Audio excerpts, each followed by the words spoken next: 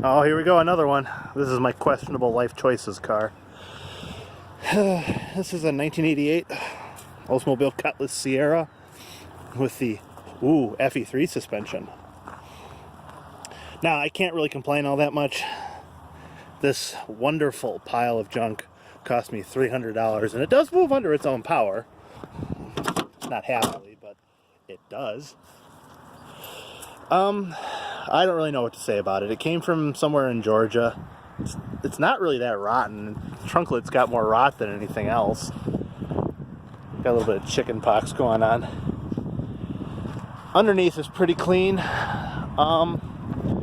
I only paid $300 for this thing. I bought it sight unseen from a friend on Facebook through a front-wheel drive GM group. I mean, it's not horrible. Paint's ugly. All the glass is good. The interior stinks. Whoever had this car long ago, not the people I got it from, definitely had body odor issues. It's going to take some real cleaning to kind of get that rank BO scent out of it. But hey, you know, I paid $300 for it. It's got a bum transmission. Body's clean. I mean, I have most of the parts I need to fix this thing, and I have a transmission lined up. I'm just not real enthused with this project because, man, this car's kind of a shitbox. It's going to end up just being my winter car when all is said and done. The interior is all right. The dashboard's shot, kind of warped. The headliner's extra ugly. Man. Only reason I was interested in it was what's under the hood, which is unusual for one of these cars. A 3.8 liter V6, not to be confused with the 3800s. This is a 3.8 liter. It is called the Red Dot because of the big red sequential V6 logo on the top of it. It runs decent. Give it that. These old ones kind of don't idle real smooth, so it's real lumpy, but it's not a horrible car. I've changed the grille out. It came with a whole bunch of parts. The wheels are pretty old.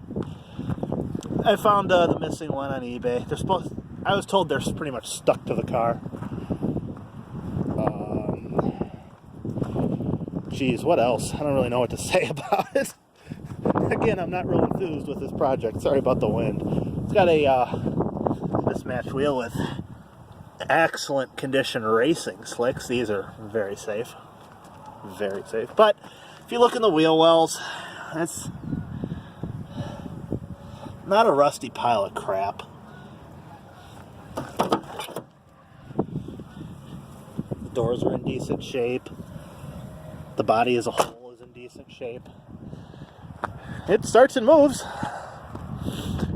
It even moves of its own free power, but second gear is pretty much burned up, which means third and fourth also don't work. Sure goes like hell in first gear, though. You just can't drive it around in first gear forever. Oh, and the seatbelt's broke. Set the phone down for a second. Drive this thing home. Hopefully it has enough gas. Ran it a little low.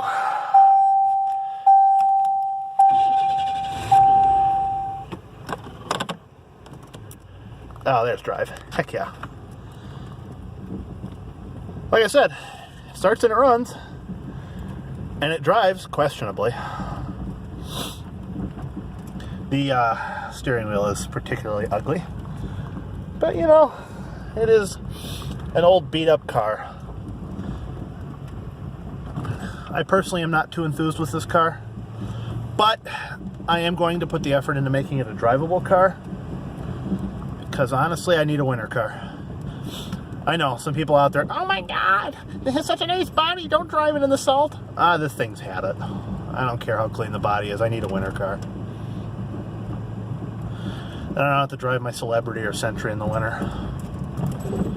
I won't feel bad about driving this in the winter. Yeah, I'll make an effort to oil the chassis and keep it clean, but I'm not going to make a huge effort in preserving this car because it's just beat up. It's $75,615. That's honestly probably 175. It needs a CV axle, which I'll replace while I have the transmission out. It does run, it does drive, it does shift.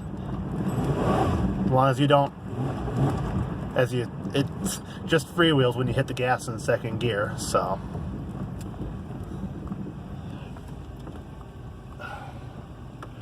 But first gear is good. It sure goes like heck, but I'm not going to floor it.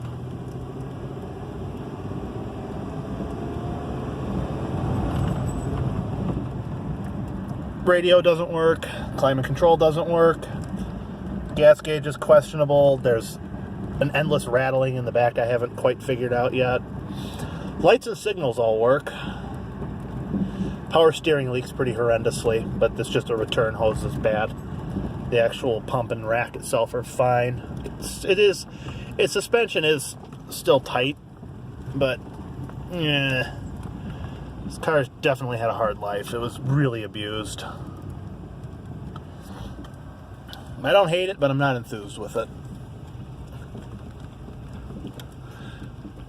I'll probably hate it less once I have a decent transmission in it and it's drivable and shifts. Kind of pull it back into its hibernation spot. Yeah, she runs all right. It's got a throttle position sensor issue.